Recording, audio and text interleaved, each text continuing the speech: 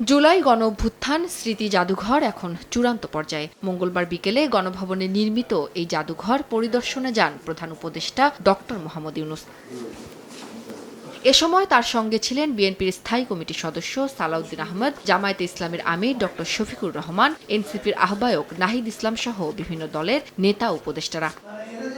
জাদুঘর পরিদর্শন করে প্রধান উপদেষ্টা বলেন, জাতি যদি কখনো দিশেহারা হয়, জুলাই স্মৃতি জাদুঘর পথ দেখাবে। আমরা যখন পথ হারিয়ে ফেলি বিভেদের মধ্যে, এক একজন এক এক দিকে যাওয়ার জন্য দাঁড়াতে, আমি প্রস্তাব করছিলাম যে যারা এই বিভক্তি লিড করছে তাদেরকে একসঙ্গে একটা দিন সকাল থেকে রাত পর্যন্ত লেখা দিয়ে দেবো।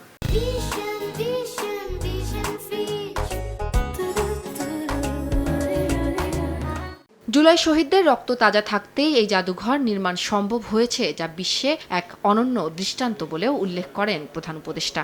এত টাটকা ইতিহাস নিয়ে জাদুঘর বোধহয় দুনিয়ার কোথাও হয়নি, আশা করি আর হবে না। রক্ত না শুকাতেই জাদুঘর করে দেখানোর জন্য।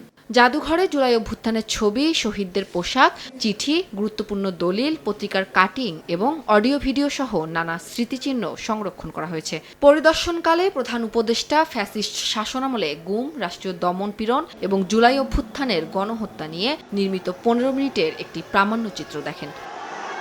উম্মে হানি, সময় সংবাদ, ঢাকা।